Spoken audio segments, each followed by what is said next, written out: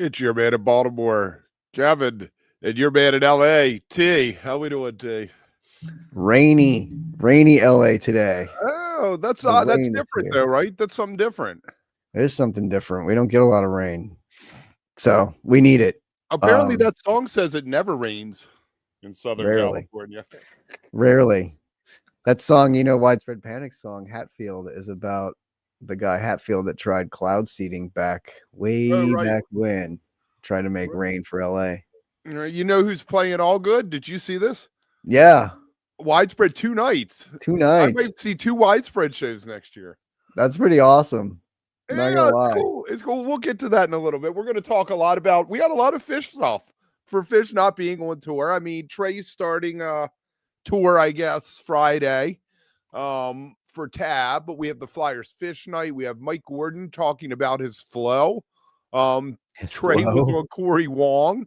Got a lot of other Billy Street's trying to mosh. We're gonna have Tommy Dorfman pop in for a minute. But let's start off with this Flyers Phish night because I had reached out to Mockingbird like a week ago saying, hey, you guys want to come on live sometime? So send somebody one. And they're like, we have an announcement coming up. And then boom, it popped. What's fascinating to me, let me throw it to you this way. Grateful Dead have been doing this since Garcia died. There have been Grateful Dead nights, but it was only until years after Jerry died that this phenomena started happening. Phish are still alive and kicking, and they're doing this. So I find that an interesting twist to it. Yes. I guess they've done Grateful Dead hockey nights. I don't remember. I don't mean, know mostly about baseball. Sports in general. Right. The Yeah. Dead are always baseball for some reason. Right. I was going to say, and that's usually where you find most of it. I know they do Star Wars nights and hockey and things like that. And they do things and I know the Dead, I know the Avs and I guess other teams have done it. But yes, this is the first full on Phish one I've done. It's interesting that it's in Philly. I mean, obviously that's Trey's favorite team, but seeing as he's such a Rangers stan and he's at all the Rangers games, it's interesting. But it's also really cool. I'm going to bring up the site really quickly here, but the t-shirt is awesome that you get if you go. It's gritty combined with Phish, so it's got the emblem as gritty, and then it's also apparently this sold out already. Not the game, but the concert before the game sold out already, which is a show by the band Rift. The Phish tribute band Rift was doing a pre-game concert. Yeah, let's just bring up the thing real quick so you can all see it. Here we go. Phish night, January 8th, 2026, 7 p.m. Eastern. I mean, it's so great. I don't know. I love it. I think it's really fun. Well, here's the shirt. Check out the shirt. It's it's gritty, fuzzy, looking like gritty, and then got the Phish thing. It's great, and then it's got the Flyers logo on the side and the Flyers on the other side. I like the tie dye. That version of tie dye. Black tie-dye. Yeah. It almost looks like the Wook Plus hoodie that Tim did. You know how it's the blue with the darker blue and the gray? Yeah, I like that. And then there's the tribute, the Rift Band tribute, and then they're playing the Leafs that night. I tell you what, maybe part of the problem is Philly has a cool ass mascot. What is the Rangers mascot? Do they even have one? Yeah, I don't know. That's a good question. I know Gritty is awesome, and yes, totally. A lot of people have some hate for Philly. I saw some people just why Philly. I was like, what do you got against Philly? Apparently, they snowballed Santa Claus, and that's a knock against the city. And throw batteries, and that's mostly Eagles games, though.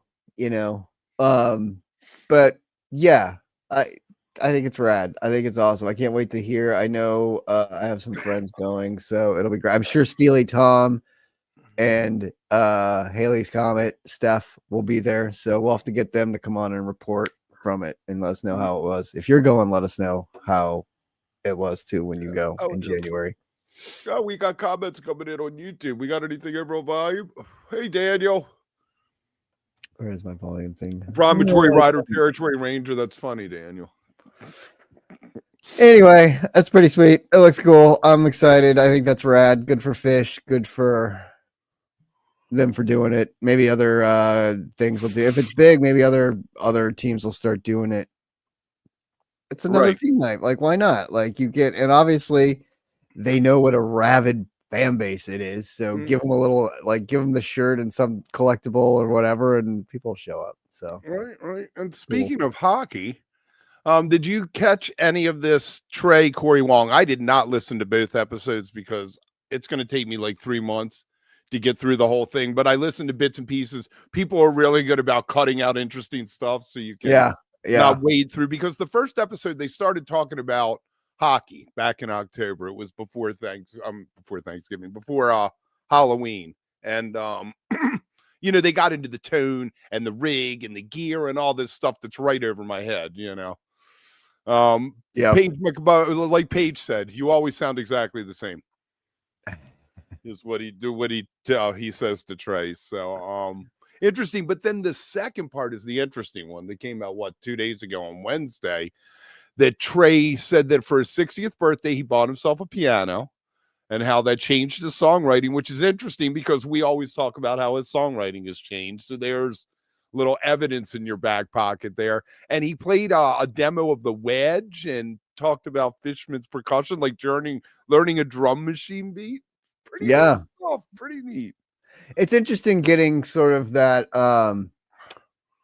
you know, behind the, you know, kind of like the actor studio type thing, listening to him tell that stuff. That's the interesting stuff. Like, that's the fun stuff that you want to hear him talk about and explain, like, his writing style. And like, yeah, getting the piano, I think, is fascinating. Like, it's so interesting that he was saying that how a guitar you write differently, and when you do a piano and then having to translate it, you come up with something completely different. And it's interesting though, because I always feel like the piano, at least what I've always studied with, like, theater and musical theater and jazz, and I always feel like the piano is the instrument that kind of people sit around and, like, you know, write the music to, especially in musicals and stuff. I always felt like that. So this makes total sense. I'm actually kind of surprised he hadn't done that before, or didn't have a piano before and hasn't been doing that, because he just seems like such a student of the game and that's something that he would have done. But I guess his life has been the guitar. I mean, he's always got a guitar strapped around him and, like, walking around playing it. So I guess it's just that was like the way.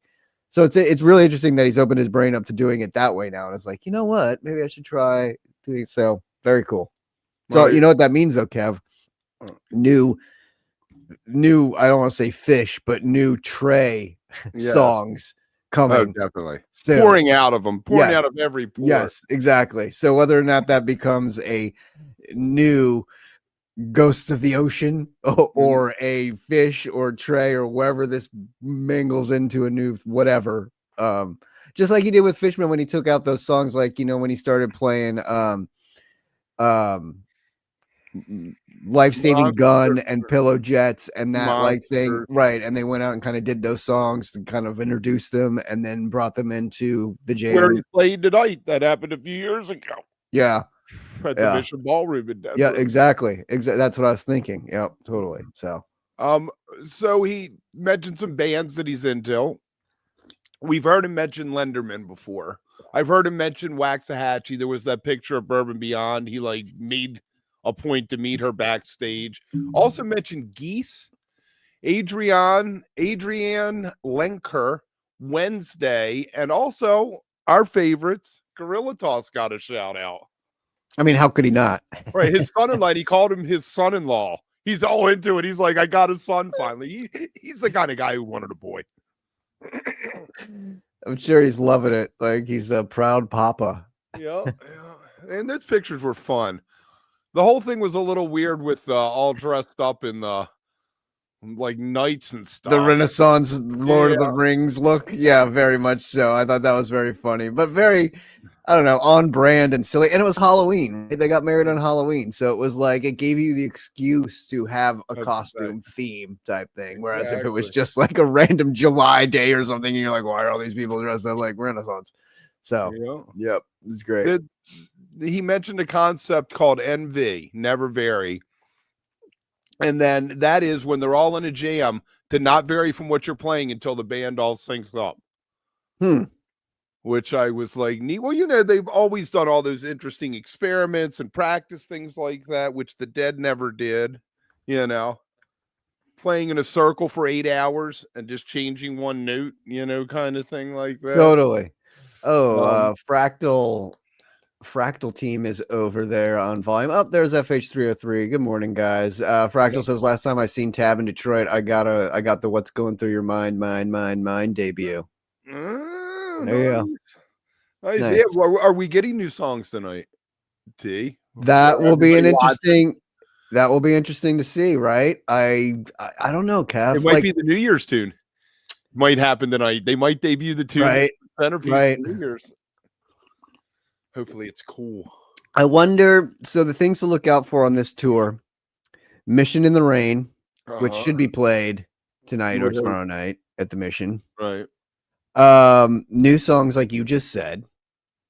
Any bust outs or old Tab songs that have come back or that are coming back into the repertoire. What's the ratio, right? Is like it going to be 3 Phish songs to 2 Tab songs? Like you like to talk about and bring up and wish that he would come back with. So those are really the 3 things I will be looking out for, because as I've told you many times, I'm not a huge Tab fan. So it's not like I'm seeking out anything or really intrigued by what he's going to do, but I will be searching for those 3 things and watching for that. And I will be very interested to see where we're at by the time the Beacon shows roll around and what's on the table for those and where we're going. So yes, Daniel, Mission in the Rain was a highlight of the entire Golden Gate 60th weekend.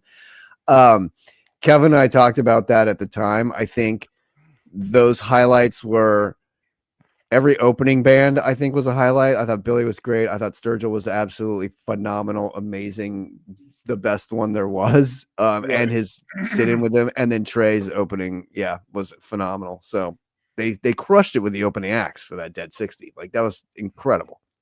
Absolutely Incredible. good.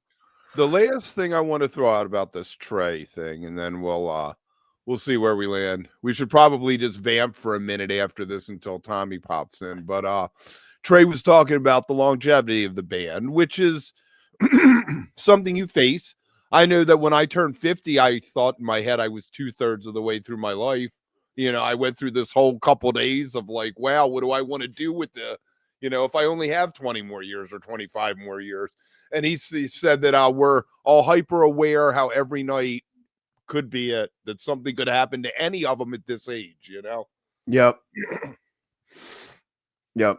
So as much as we make fun of them, everybody, and that we're kind of hard on them sometimes, but I think T and I both love this band with all our heart and are happy every time they walk on stage. So I mean, it's like everything, though. No, to me, no matter what you love, you can't be 100% all the time behind them. Like, that's just not how it works for me. Like, I have a buddy who's like, we're big Bronco fans, and I'm always like, oh man, they're gonna get crushed this weekend. Like, this is not a good blah blah blah. He's always Broncos by 100, Broncos by 50, Broncos by 20. Like, he's the most positive force when it comes and I'm always like, how can you just always look at it through rose-colored glasses? Like, you have to have some sort of like, no, we need to do this, or this needs to be fixed, or this sucked, or that was a stupid play call. You know what I mean? Like, you have to have a little bit of balance in there to, like, I don't know. Right. For me, it's the same thing. Like with Phish, yes, I think about that sometimes. I'm like, God, this band is just so awesome, and like they're such a part of my life, and so much so. And then other times I'm like, man, fucking Drift While You're Sleeping is just taking up too much real estate in this. Like, why would you play that in this? Even like Halloween recently, looking at the Halloween set list from the last show that they did in Vegas, and looking at that third set and being like, this was the last set that Phish has played on Halloween, and it's unforgivably bad. Like, it's such a bad last set, and I'm like, this is the taste that's still in our mouth from a Halloween show. Like, come on. And you were there. That whole thing was chaotic and chaos and insanity as it was. So like, sweating. I felt so weird when I left that show, and it was compounded by walking into a casino. We left during the hood because we just wanted to get out of there, because it was just like such a bad vibe, like just to get out. So I was, even when I was looking at the set list, I was like, oh yeah, we left during that hood. But I mean, It was a rough set. So it was. FH303 is asking, did you hear the Mike Gordon, Rick Rubin interview? I saw it. I haven't listened to it, but I did see it, but I haven't listened to it yet. Yeah, so we're going to talk about Mike in a minute there. Yeah, we'll get to Mike after probably. We're going to have Tommy Dorfman pop in a minute. But Fractal says he's going to see Tab at the Fillmore on the 22nd, and he also got Eggy March 5th at El Club in Detroit. Might do the night before in Cleveland. Oh, that'd be cool, man. Yeah, two Eggy nights. That'd be fun. That is. When's the real estate tour? Is that January? That's January. January. I tell you what, there is one band I will throw out that I am probably 95, if not higher percent on, and that's the Super Suckers. I can put on any of their albums, but all their songs are 3 minutes and they're either about sex, drugs, or rock and roll or gambling. So there you go. There's there you go. Right. Hey, Daniel's going to be in Detroit at the Fillmore. Hey, Daniel, meet up with Fractal. You guys, we can have a little Wook Plus, you can have a Wook Plus meeting of the fans. You guys need to get together. Detroit. Absolutely love it. Detroit, Maybe Rock City. Show up. Yeah, Mike was on Rick Rubin. That's fascinating to me. I've heard a few things about it. Yeah, what'd you hear? I don't know that he's. You don't know. You don't want to say. Well, that he's a weird dude. Yeah, I feel like he. Who's a weird dude, Mike or Rick? Rick. I mean, Mike. I feel like he. I don't know. I don't know. What? He explained. Mike says no. Oh, does he? There you go. Yes. He says he explained that while many attribute its origin to a 2003 one-stage moment at the IT Festival, he says it actually stems from his pushback in 2004 when the band was considering a hiatus breakup. Mm-hmm. Yeah, so we are vamping here. Everybody. You got 2 minutes, though. You can bring up one more topic, or Well, I wanted to get into the flow state next. Well, what we could do? We could riff a little bit before he gets here. Just catch up on Tommy and. Yeah, why don't you let us know what's going on, because you've been more passionate. Oh, speak of the devil. Speak of the devil. There he is. See, we were just gonna give a recap on him, and here he comes. Awesome. So here comes Tommy. Well, wait, if you haven't watched our interview with him, go back and watch it. It's fascinating. He's in a lawsuit with Ticketmaster, Live Nation. It's been going on for 15 years. We'll let him fill us in. He was supposed to have a court date last month in October. And of course it got pushed, I think, till next week. I think it's coming up again, right? Yeah. So I think that's what he's doing here. So we're going to have him come on right now and catch up. Let us know. I guess you want me, you were waiting for me to bring him in. I was. While I was talking, I thought you would bring him on. What's up, Tommy? How you doing, man? It's only the second time, Tommy, that we've in this format had someone come on live in the middle of the show. We used to do it years ago on something called The Lot, but that was everybody was sitting around drinking for hours. Well, it's a privilege. Thanks a lot. It's great to see you guys again. Thanks a lot for having me on right now. And the court date is, as you guys said, it's next week. It's November 18th, 2 p.m., New Jersey Federal Court. 50 Walnut Street, Newark, New Jersey, courtroom 5B, Martin Luther King building at 2 p.m. There we go. There it is. I'm going to put that in the description too for you. And God, I wish I was out there. Anybody that's out there, go support them. Take a couple signs, go support them. Yes, make it a rally. Right now, what was the reason that you didn't happen the last time? I don't know the answer to that. I had a ton of supporters. Coming to the court that took off work and everything that hit me up. Right. And then at the last minute, I respect the courts are busy. We were told that it was moved by the court. A lot of my supporters this time, some of them like, hey man, I took off work last month. I can't take off work again. I was like, listen, or do you need me to? I was like, I'm not going to ask anybody to take off work twice. You know what I mean? You pay enough money for these ticket prices that you have to pay for you need to work. Yeah, right. But God, that sucks. There's just, you never know. I mean, that's the thing about court cases and shit, right?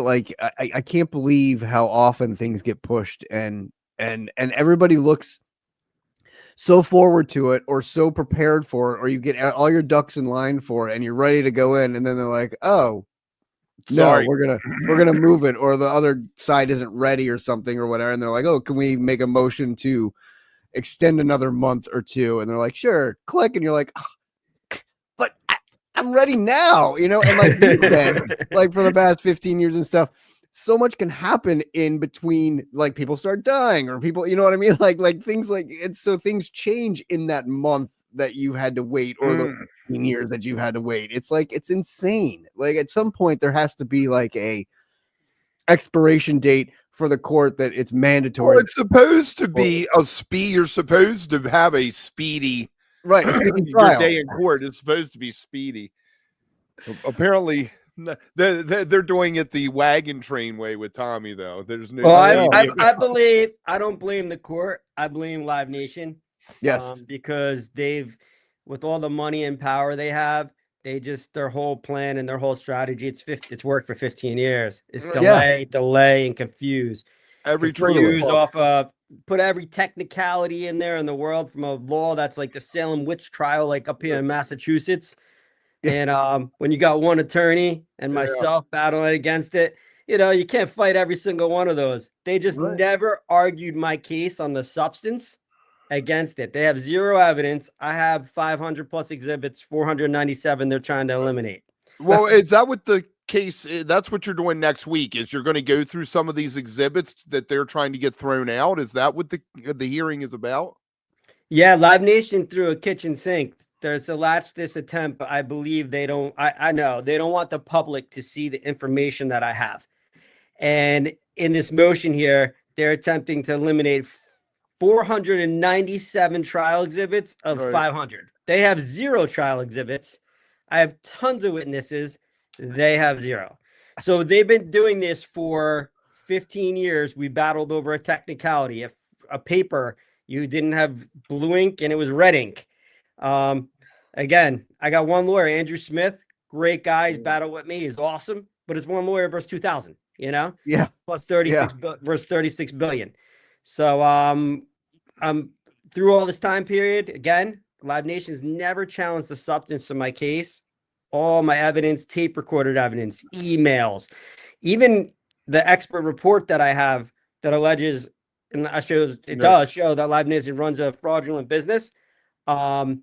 They've never even questioned all the information I have that it's actually even wrong. They said in their court filings, it's proprietary information. I guess proprietary information for them to rip off fans. Right. God, that's so crazy. I mean, that's just insane. Like, I mean, that's actually. Could you release it anyway? If this court date doesn't go good, could you go rogue and find some journalist to just dump it all and publish it all and put it out there? It might not win you the case, but it might be out there. Yeah, I wouldn't do so in respect for the courts and the systems. And also it hit me with, I've been battling for 15 years. I spent a lot of money. I spent a lot of time. That would give me like a $30 billion lawsuit, Which they'll probably sue me for speaking on these podcasts anyways. But everything I say, I got the truth to back it up. Right. I don't think you're saying anything that great. I guess if I had to, I'd go to court, but I did everything. Hey, I don't like being in court. I'll tell you that much. I didn't choose this. I don't want to do this. And that's why when I ask supporters to come out and support me, I ran nightclub parties, easy to get people to go to clubs.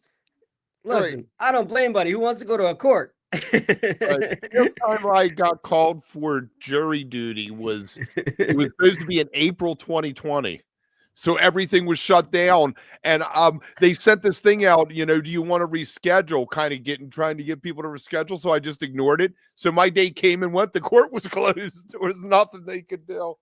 So I'm That's funny. You haven't had to go back since. I love jury duty. I'm one of those few people. Like I love it. Like last time I did it, I requested to be like the foreman. I'm like, I love it. I think it's so much fun. I think it's fun. I love it. So you requested to be the foreman. That's funny. Of course, man. I was like, as long as I'm going to be here, I'm going to run this show. Like, and this is just the judge you're doing, right? It's not like no. Oh, it is. There's a jury. This is open to the press, open to the public, not yours. Okay. This is oral arguments between my attorneys and Live Nation's $36 billion attorneys, 2,000 attorneys. Right. My one attorney, Andrew Smith, great, but one, and it's oral arguments, and it's open first hearing we have in front of a trial judge. And this is in front of the court for press and public. Does the fact that Congress is now going after him too help your case any? I don't know if it helps my case, but I would just say the information I have in my case really helps the Department of Justice case, really helps the Right. FTC's case. So the information, as I'm hoping in the hearing here, that we get past all these witch hunt technicalities and we get to the evidence, we get to the information. If you Yeah. put my information out and it gets put out, I want a jury trial, and it gets Right. put out to the jury and it puts out to the public. The biggest benefactor of that is going to be the entertainment scene, the artist, which is going to really help them from stop getting ripped off by Live Nation, the independent promoters that can thrive, and the biggest one is the fans. The information I have comes out public, which I believe Live Nation's fighting it tooth and nail. It's going to lower ticket prices 20 to 30% within 1 day in the United States. I know that I might sound like a crazy lunatic, like I'm smoking some good stuff, but I have the cookbooks behind me. That's why I know. And that would, you know what, that would save the industry. Dropping it 20-30%, I think would, I might be able to go see 3 shows a year instead of 2. I mean, imagine you can go to a show and then you can go to a nightclub. I could go to a show and and off afford credit card debt for 4 months. Right. I could actually afford to get things at the show, some merch, some beers, some actually enjoy the show and not just be like, no, can't get anything. But that 20 to 30% that you're talking about is ultimately like any margin that the artist has, or small clubs. Even I know small clubs are, beer costs more now. Everything costs more for them, and they're getting squeezed by Live Nation, so they're making 50 cents a ticket. We've seen all kinds of crazy things. Like this one poor guy got paid $0 after everything because they took out, all this other money. And it turns out that the club really wasn't wrong because he had like 70 people pay. Yeah. I've seen it where people are almost packing out a stadium, and the artists and independent promoters are coming out owing Live Nation money through the scheme, the racket they run. Unbelievable. I mean, I think just my biggest thing with this is like kind of twofold, right? Like one is your discovery and like getting out all of your information that you have about them and everything, and letting people, I mean, court of public opinion. I feel like if you got all this information out there and people read all this, the revolution would have to start. Like people would have to be like, this is insane. Like, look at all of that they knowing willingly are doing to us. Right. Like there's that, but then also on the other side, like the legality and everything that you're going through, like blowing this thing wide open legally and through the courts and having them break this up or do whatever. It's so fast. Like these two sides of this thing are so interesting to me because yes, while the courts in the legal way would be fantastic and we'd have like a legal justification and ruling on all of this, but then on the other hand, also, if this keeps screwing around with you and whatever, like court of public opinion and because I feel like either way, if it comes out in court and all this gets released, the more that comes out, the more people will be like, this is insane. Like, what have we been dealing with, and like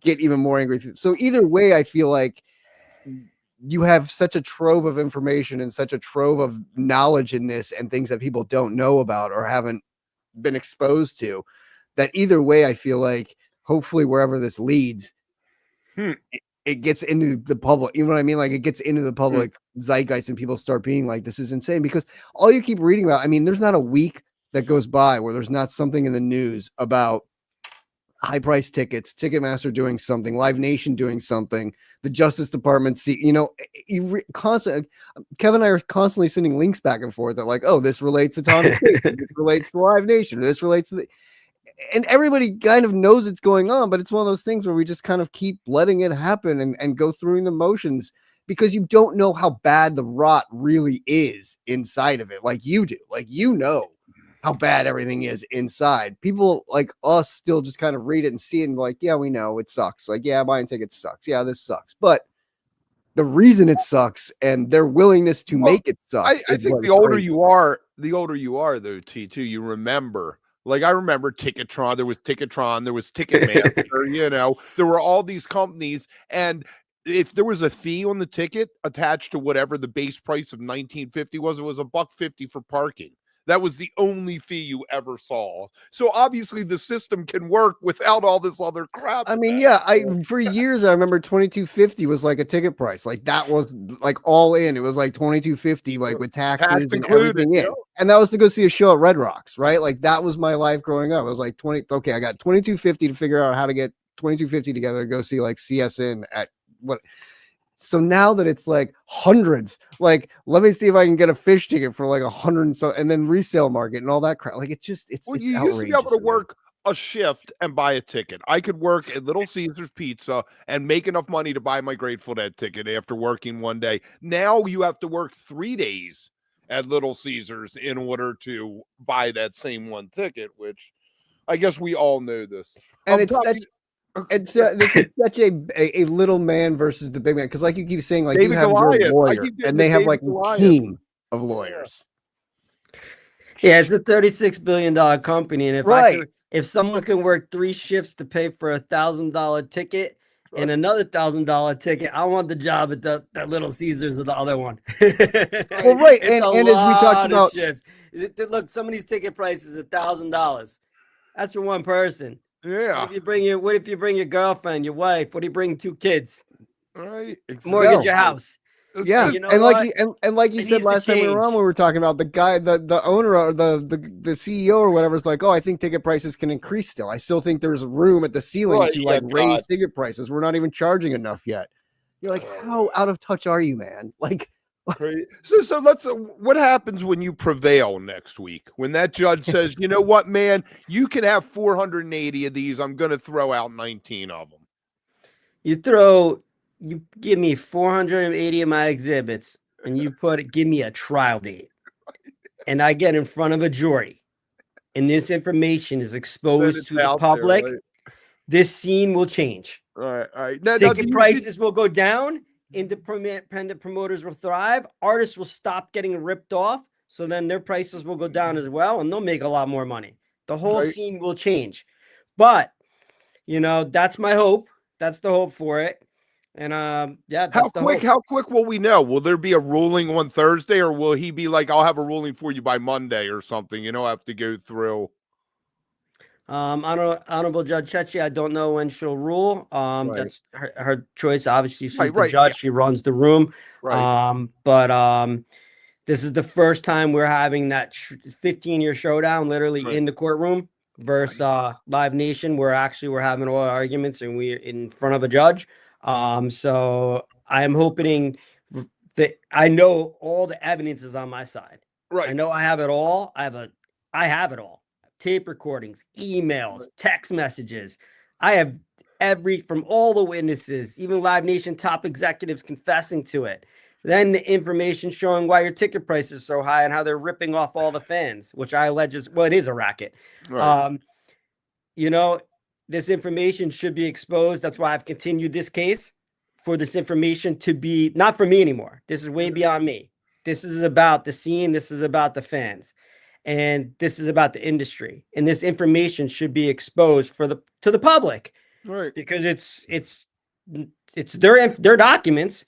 Right. I battled for 15 years. Last minute at the doorstep of the court, let's knock out 497 to 500. Why are you doing that? You guys wonder why? Because you're scared. If that information comes out, your company might get shut down, and some of your top executives might get thrown in jail. In my opinion and my beliefs. There you go. Well, they probably won't. We know that the rich and powerful don't normally go to jail. The best we can do is maybe get a little leverage over them and have our little piece. I just want a piece of the pie. I want a little slice. The punishment never, ever, ever, ever seems like it'll be fines, and they have money. They have well, that's just it. They'll fine them, and then they'll make them give back to they'll settle some $2 billion settlement with the people, and we all get like 75 cents towards our next ticket that matter. It's never like anything where you're like, woohoo, we're gonna all get that you have paid to go back for years of being screwed over. Right, that you have to go into a separate email and click in order to get the 75 cents. Right. Did you hear about YouTube, Tommy? And they're fighting ESPN. So YouTube decided to give everyone a $20 rebate, right? But in order to get the rebate, you had to find the email and click on a link in the email instead of them just giving everybody the $20. Well, that was only some people because they did just give me mine. Mine just came Yeah. off of my bill, Okay. but like some of it was a little bit more. You had to pay for it. But it's just, it's so, like I said, like I don't even care about getting compensated for this. I'm more interested in your Yeah, I want to information see you getting win. I want to see public. you. Right, exactly. That's just it. Win both in court, but then win with like the court of public opinion and get this information into people's Who do we brains. Who do we get to play you in the movie when they do the movie about this? I'm focused on taking him to trial, but thank you. Yeah, for sure. But you know what?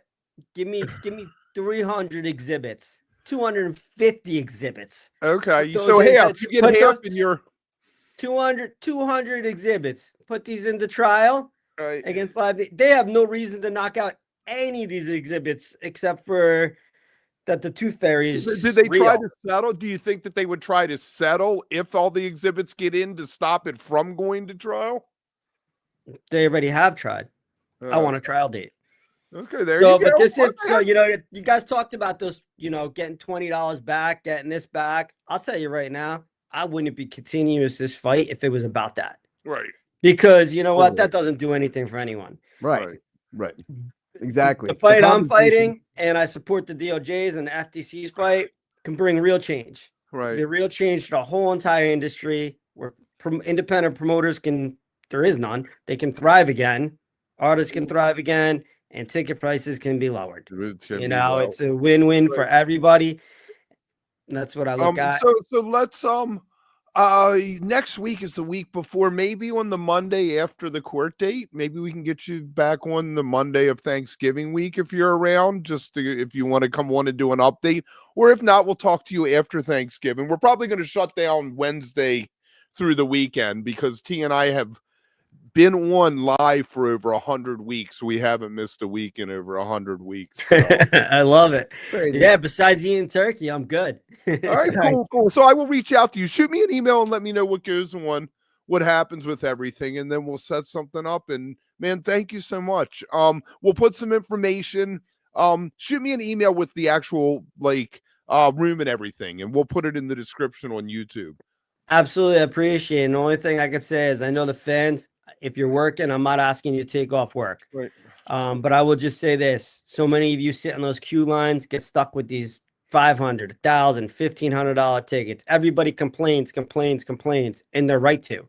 Right. You know what? This can actually bring about real change. Here's your chance to do something, right? I know it's rough, but you know what? Nobody likes court. But you show up, New Jersey District Court, this Tuesday, November 18th, 2 p.m., 50 Walnut Street, Martin Luther King Building, courtroom 5B. Show your support, show you want lower ticket prices, and show you want all this information exposed to the public. You can bring about real change. But it can't be done by one person like me. It needs to be done with support.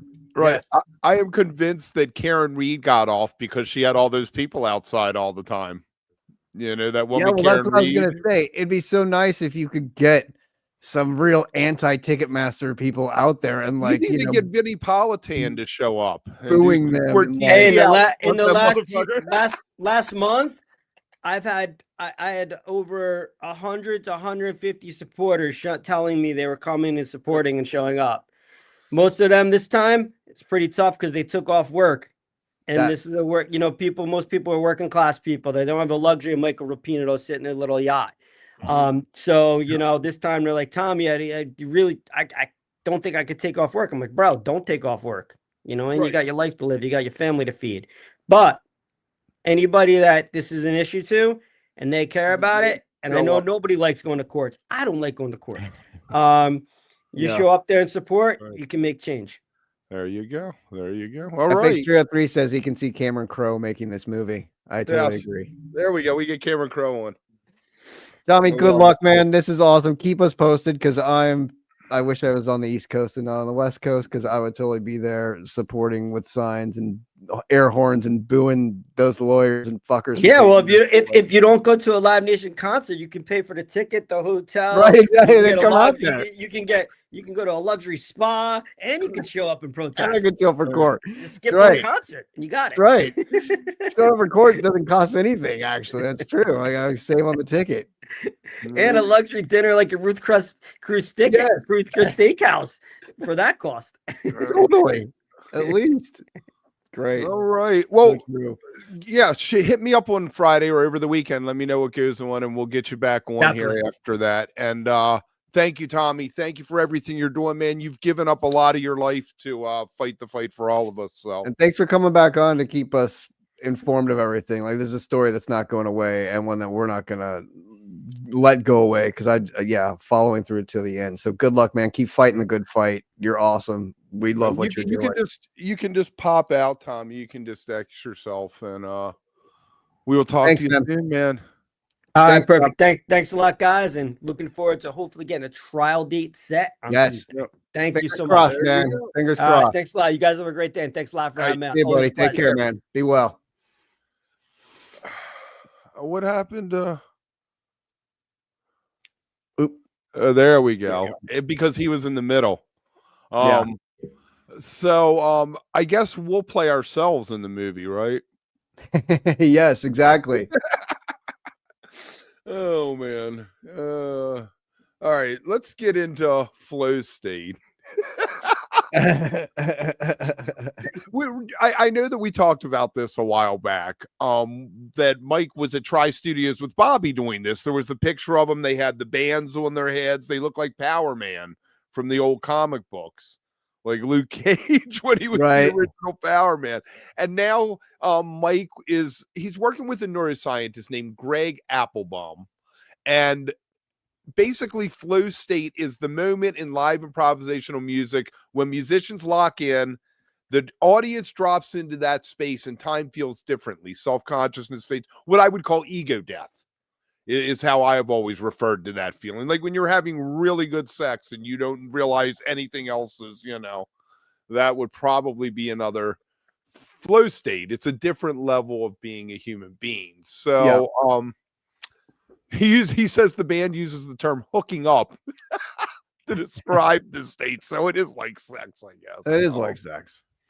Fascinating that he's doing this though, and he's investing his own money. Is he trying to figure out how jam bands work? Jam band magic works with this? Yes. Right. Mm-hmm. Or jazz. I guess like some jazz, but jazz I feel like is a lot more formal, I guess. They stay within, unless it's an Ornette Coleman or something like that. I feel like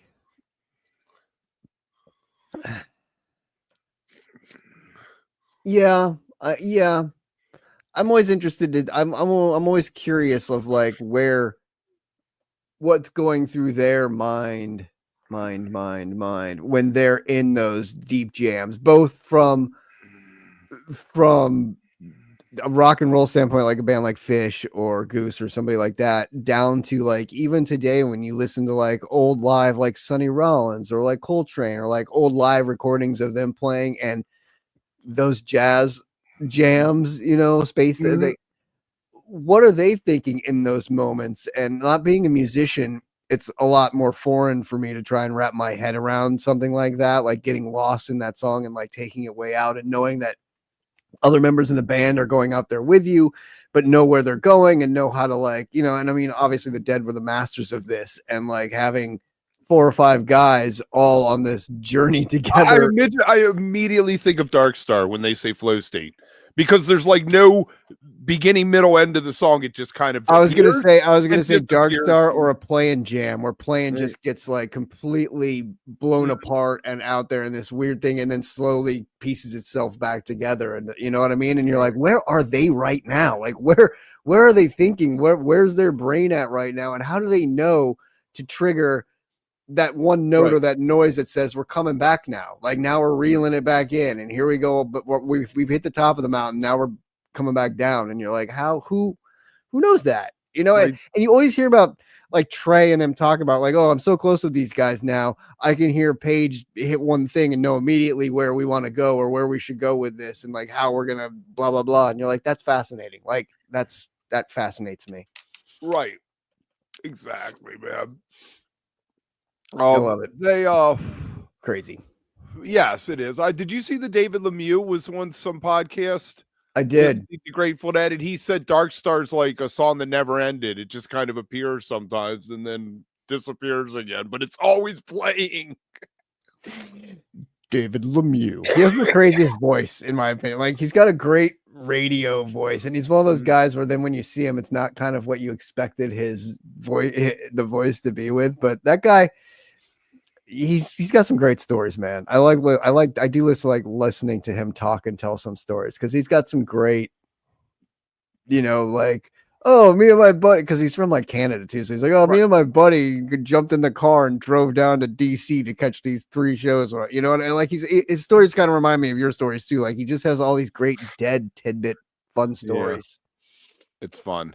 Definitely fun. He'd be a great conversation. He's one we should get on and like talk about a guy we could probably talk days with. I mean, we should try to get him one. We're actually I'm going to convince you to do a take on what that podcast is. Maybe one Wednesday we can do the 10 most important Phish songs and just do that live on a Wednesday when we don't have a guest or something like that. Yeah, for sure. Because it's got to be like Yam and Ghost you got to throw in there. But, you kind of have to include like a bouncing and a backwards down the number line. I mean, backwards down the number line has to be in there no matter how much people want to hate that song. It is one of the most important songs Phish ever wrote. Because they're playing. They exist today because of that song. No. That's where we're going. So did you see Billy Strings hopped in trying to get a mosh pit going and everyone whipped out their cameras? Come on, people. What are you doing? God. I love that he went into the crowd. I think that's so cool though. Like meet me at the rail. It's so great. Like so if he great. was trying to mosh, I would have been right there with him, pushing back. Like, fuck yeah, I'm moshing with Billy. I don't think jam folk don't know that though, Kev. Like you try moshing with jam folk and they just like, I think you're like want to fight or something. Like they're more aggro than actual mosh pits would be. Like right. They don't get the idea of it. Right. They're like, quit pushing me. Right. Someone might whack you in the nose, but it's just right. Right.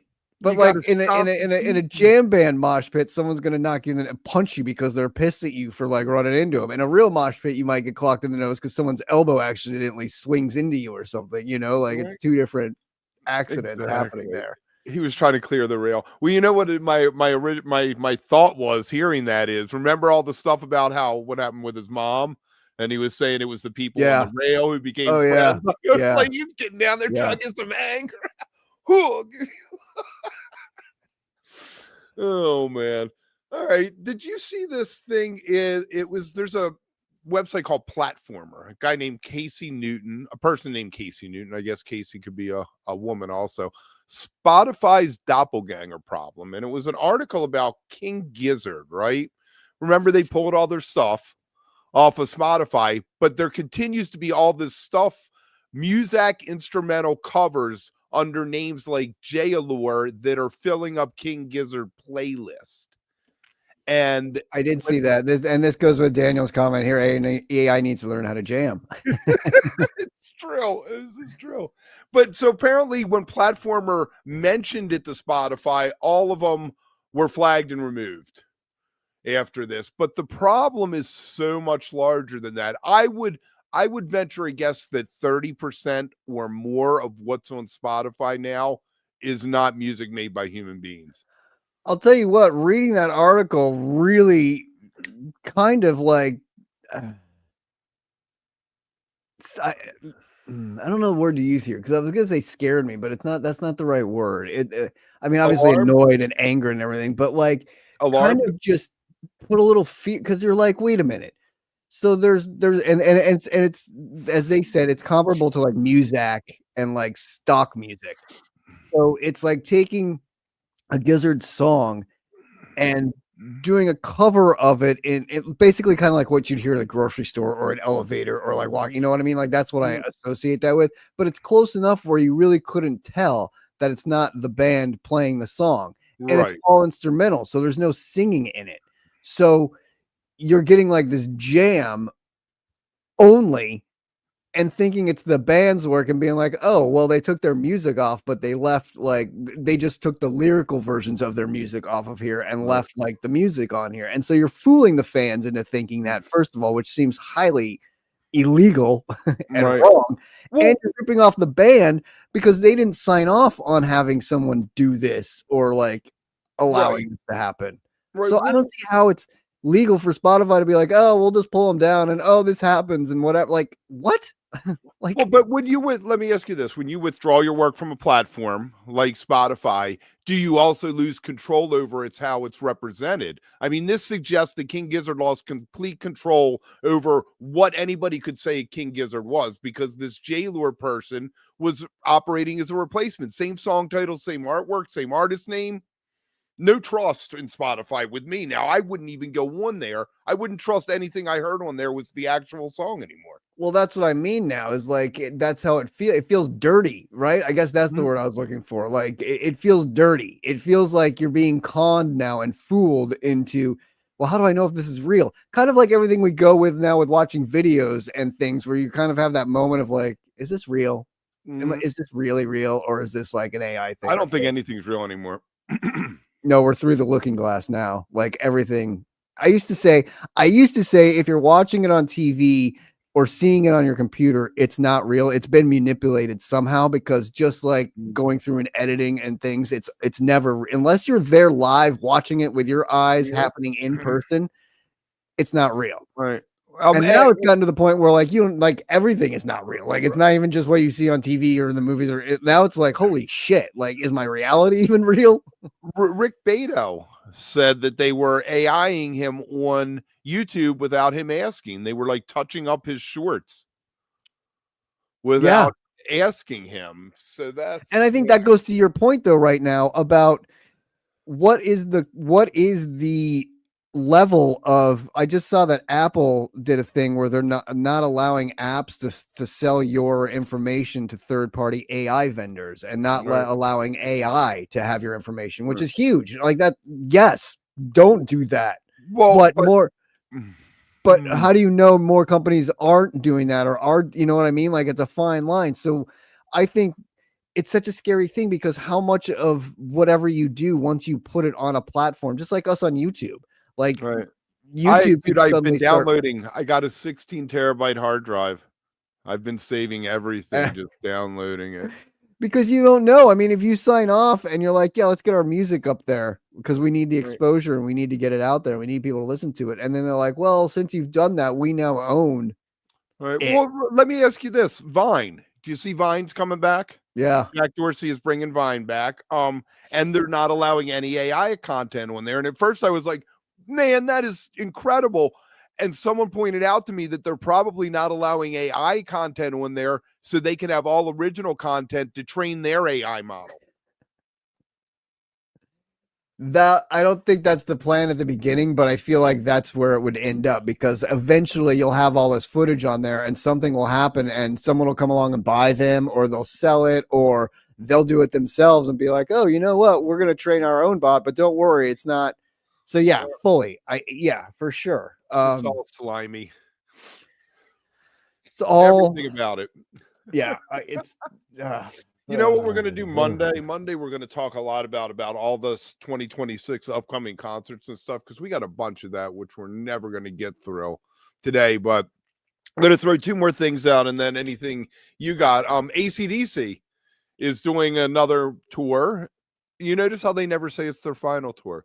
But apparently the other night, the Power Up tour, they broke out Jailbreak, which they hadn't played since 1991 when they released that Jailbreak EP.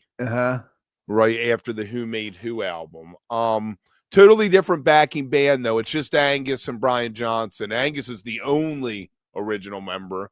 And then they have Stevie Young replacing Malcolm on rhythm, Matt Log on drums, and Chris Chaney on bass. I don't know those guys, but and it was your normal set list. I really want to take my kids to see AC/DC. I've seen them like 20 times over the years since the Fly on the Wall tour one.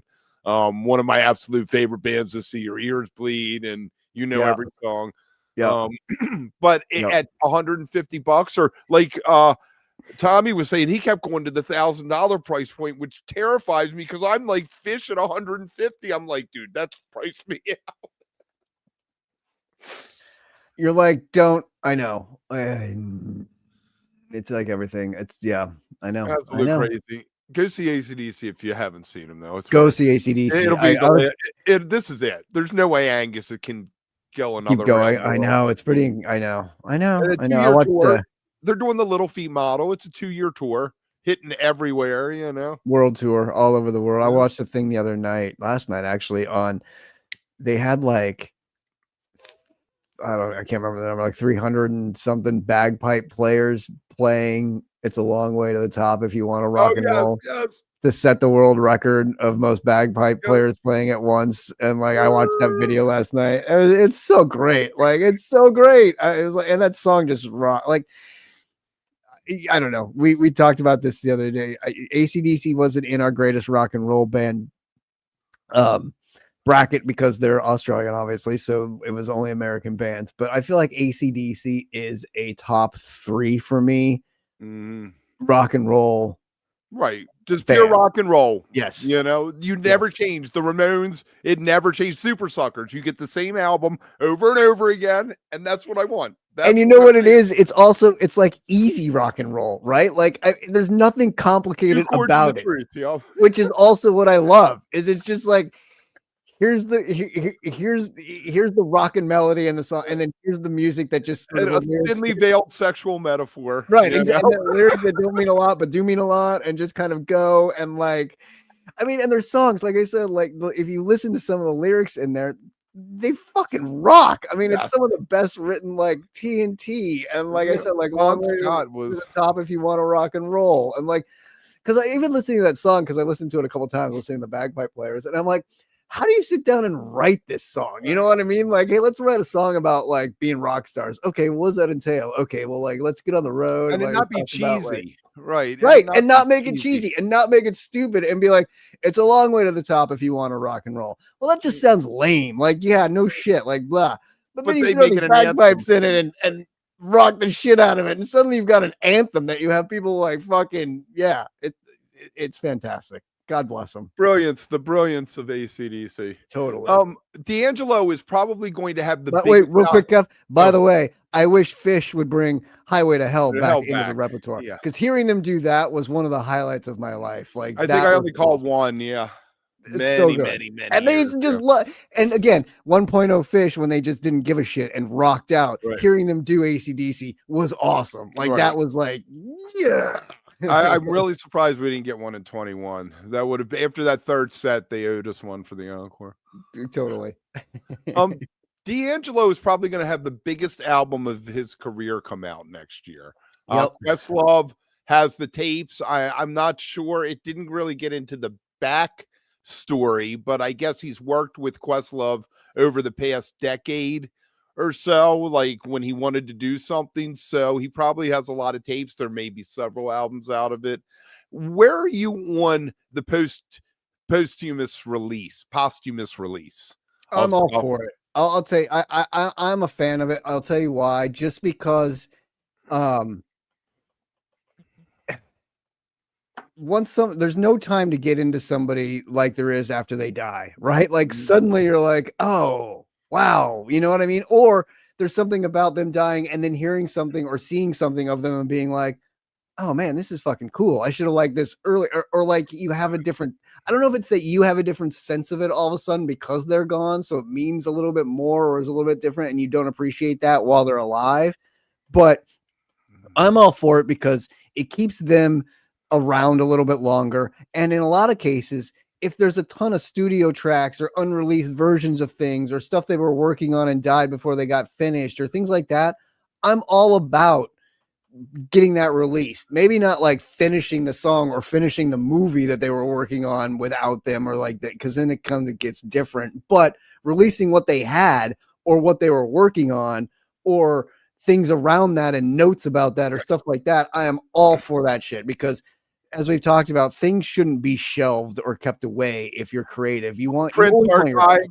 I mean, Prince has so much stuff. Tupac has released more albums since he died than he Yes. did when he was alive, you know? Exactly. Which also makes you go, how did this guy have so much work done in that short amount of time? Whereas other, like, it's fascinating. So yeah, I'm all But for then it. sometimes it sucks. Like that last Beatles thing, man. Well, come so then on. that's the other thing though, Kev, is like, it's not always good, right? Like, Right. like sometimes that stuff that gets released isn't always good, There but was a reason that it wasn't like the Milk and Honey album that Yoko released that was right. going to be the follow-up to the one with Watching the Wheels and all that on a Double Fantasy. The one song was done and it was actually a solid song, but the rest of them were obviously demos that they dressed up, and it Yeah. always to me feels like a cash grab for the family. That's what I was gonna say, is even if it gets out and it sucks and it is a cash grab, I'm even all for that in the realm that it's the family's last attempt to make something out. You know what I mean? Because like after my dad passed and stuff, you go through everything. You're like, what can we sell or what can we get rid of or what can we do to like offset the cost of, first of all, the death, but then also like get a little bit of something out of this, something good out of this, or something out of, you know what I mean? So for a family, I think the good is both getting it out there so people can make their own decision. Yes, this sucks. Yes, this is good. Yes, this is great. Fine, whatever. That's up to them to decide. But for the family, just to get that check or to cash it in or to be able to get that out and do that, I'm for that too. As long as it's not egregious and then there's like fighting between the family of like, oh, this is ours and not Aretha's yours. family went full on fighting with each other. Right, exactly. That kind of shit. And where it's not like, to that point, Kev, where every year you're releasing so, oh, look what we found. Like, oh, we just found these other things. Or look, there's B-sides to all these A-sides. Repackaging, right? And then you repackage something. Right. And here's a new vinyl case of it. So you have to buy it because we repackaged it and it looks beautiful. So no, that shit I draw the line at. But like the first go around and the first, yes, I'm for that. My granddad, when he died, I was given $5,000 out of the will. I don't know, however, whatever it was. I went and I had the Rads play. Nice. I threw nice. a I gotta catch this up here on volume for a minute. So FH303 says most major music distributors now show terms and conditions with the options to submit music to third-party AI partners to train the model. I do see that a lot. It's funny because when you're going to sign a contract or something, it's hard to like go down and be like, I don't like this paragraph. Can we scratch this? You know, because it's already in there. So it's not like you. So what do you do at that point? You're kind of fucked. Basically, it needs to be its own contract that says, okay, you can either sign this part or not, but this isn't part of the main deal. So that's where I think there's also a problem. Fractal says today in Phish Team 98. Let's see, Phish Team 98, The Crown, Something, and Bowie, and especially So Lonely reprise encore. Is that in 98? The Crown. The Crown. Memorable AC/DC song, Whole Lot of Rosie. Yes, I totally agree with that. Fractal, I seen AC/DC Flick of the Switch tour with Yevgeny Malmsteen opening and Saginaw. Yngwie, yes. I saw that tour. I did see that tour. I remember Yngwie. Yngwie has the best line ever. Someone said to him, maybe less is more. And Yngwie said, more is more. What's more is more. More is more. Columbia Records has been sitting on and trickling out Miles Davis recordings for years. Yes, that, yeah. But I'm fine with that too, because I'll take 19 of So What. I want to hear every take of So every What single, and that's the thing about jazz too, is like every take would be different because it's different. Like every time he does in there, it's different. So I all for that. The Coltrane box set when it came out on CD, that was all the Prestige recordings, and it was like 10 CDs, and it had every take of every song. Some of them were fragments. Like you know, and another person, Dylan, has, I mean, he's still alive, but that bootleg series, that's like such a sweet thing. And you know, you could call that a cash grab, but people for years chased it. I mean, the white album bootleg he had, of the Basement tapes was around for years before they actually released the Basement tapes. Yeah, completely. And and there's always, I feel like with jazz, there's always more like Sonny Rollins. You could release Sonny Rollins weekly and I would eat it up. Like, I don't care. Like, give it all to me. I'll listen to it all. Like, I love it. So yeah, that I do understand that. But yeah, Columbia should, I mean, they should keep releasing it. Like, get it out there. Let me have it all. And then my Fractal team, ACD She, right? D and then SHE, an all female open for Mo. 1031, the Heavy Motel show. Heavy Motel, that's funny. ACDC is fantastic. I love names like that. Yes. I would go see them just for the name alone. Have you ever heard of LEZ? Les Zeppelin? Les Zeppelin, yes. Another great one. Another fantastic name. And then 303 says that, yes, after Jimmy died, all the fake Jimmy albums were annoying. Yeah. And that's another one that there was a lot of. So many Woolworths used to have records and tapes, right? And they had all these like off-brand cheap tapes that were like Jimi Hendrix, Woke Up and Found Myself Dead, and all this, that were these horrible recordings, bootleg recordings, but you could steal that shit. They had them right by the back door, so you could put like 3 in your pocket and run out. No scanner back then, like no scanning beepers. It was just the trust. Black Sabbath tapes. There was a bunch of like weird Black Sabbath that had like, you're like. And I'll say, like, the Jimmy albums, okay, like whatever Jimmy, but like Band of Gypsy albums, if they could find more Band of Gypsy shit and more live shit and more of any of that, I will take that any day of the week. Right. Yep, exactly. Well, they started releasing stuff like Died to the Universe and all that, and then his dad got control and started re-releasing it. So everything he bitched about was mainly someone else was making the money, not the fact that you're exploiting my son's legacy or something. Right, right. All right, so there it is. You got anything you want to throw out?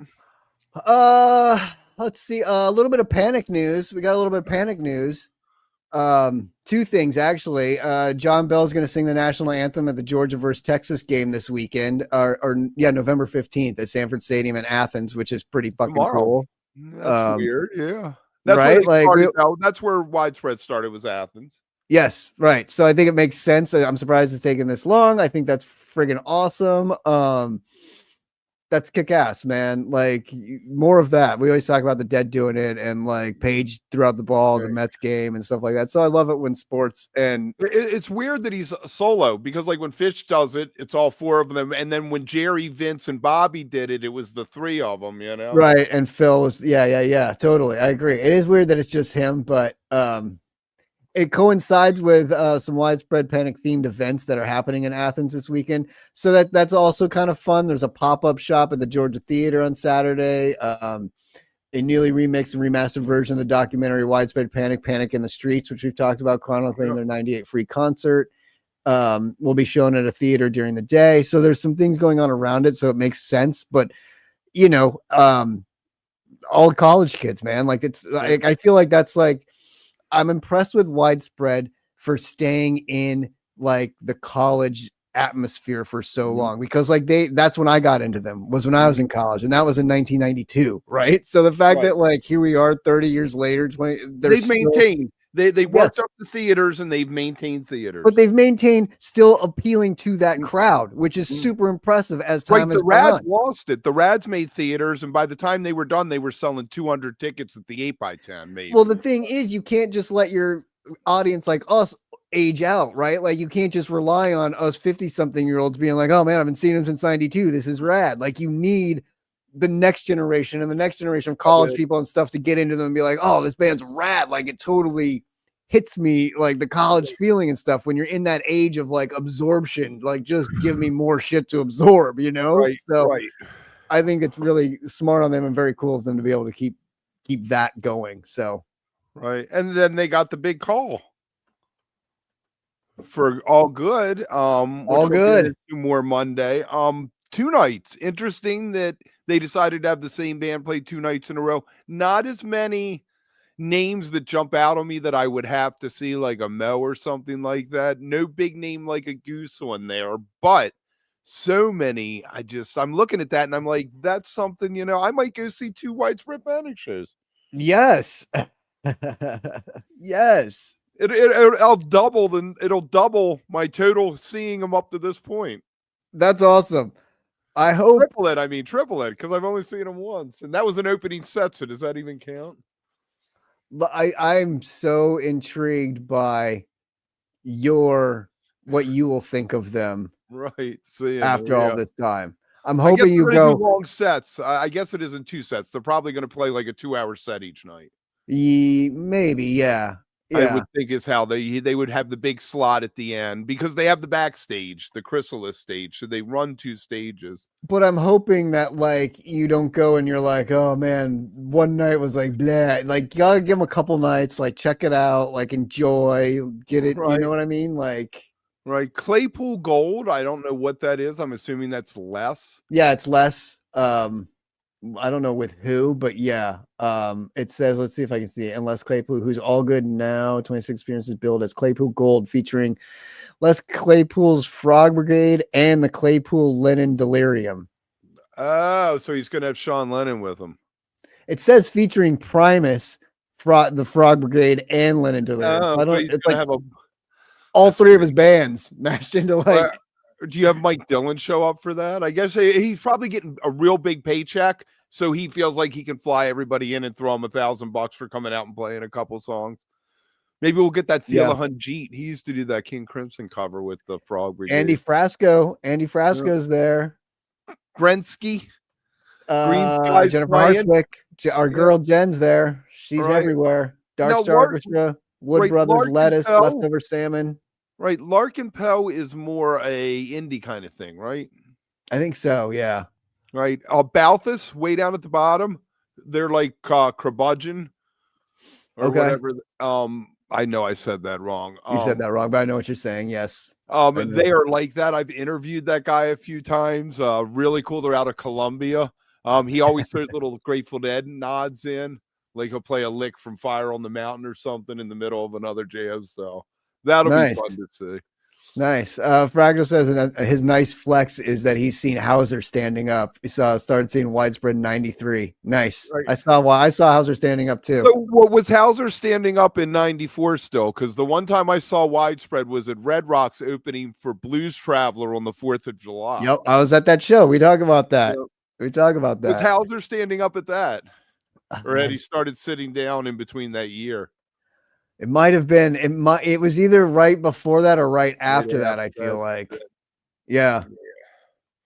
3 months ago, I saw Widespread Panic at Chicago, and 3 nights, and he's for 3 nights, night 2, set 2, and encore. Billy Strings came out for all that. Yeah, nice. And he was still standing. Yeah, he was still standing back then, Kev. So yeah. Okay. There's a flex. The other time I went to see them, we heard half a song and went and saw this guy CC Adcock. He does the stand-up bass guitar drum thing. And, I was in New Orleans at Jazz Fest. You could see Widespread anywhere. I was never going to be able, unless I went somewhere. CC Adcock doesn't really tour outside of the South because he has no draw. Ain't nobody in New England paying to see him. Ain't nobody going to that for sure.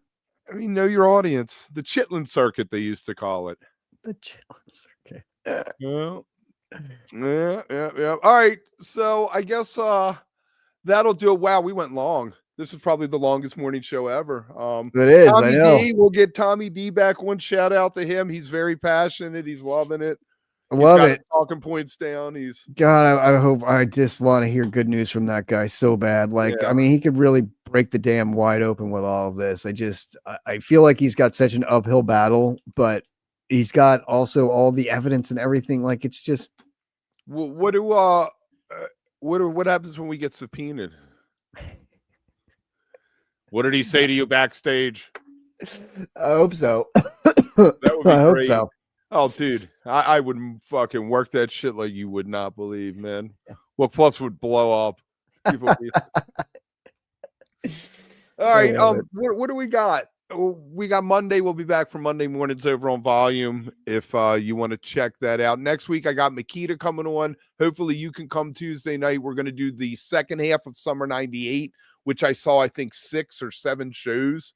So it's going to be a great trip down memory lane. I think that Makita saw a few of them. Obviously, Lemon Wheel. Vernon Down. I mean, legendary shows. Summer covers. And that's where you got most of the covers was on the back end. Wednesday, not sure what we're going to do. Maybe we'll try to do that Phish thing if we can't get a guest. Maybe we'll have a guest. And we'll go along. Oh, we got a widespread thing coming up, don't we, next week? Didn't we? Oh, yeah, we were going to. Yeah, I think we were going to do that next week, weren't we? Yeah. Yeah. And Mykata, we got the interview with Mykata has been Mykota has been up on volume for a week and a half now, but I'm going to drop it onto YouTube. Maybe Sunday I'll drop it onto YouTube. So when you're hungover taking a poop, check it out. Check it out. All right, we're out of here. Love it. Thanks, guys. Thanks, everybody over on Volume Fractal, FH303. You guys are awesome. So good seeing you. Comment, subscribe. Great weekend, everybody. Daniel, if you're still over there on YouTube watching, thank you. Yeah, guys, have a great weekend. We'll see you Monday.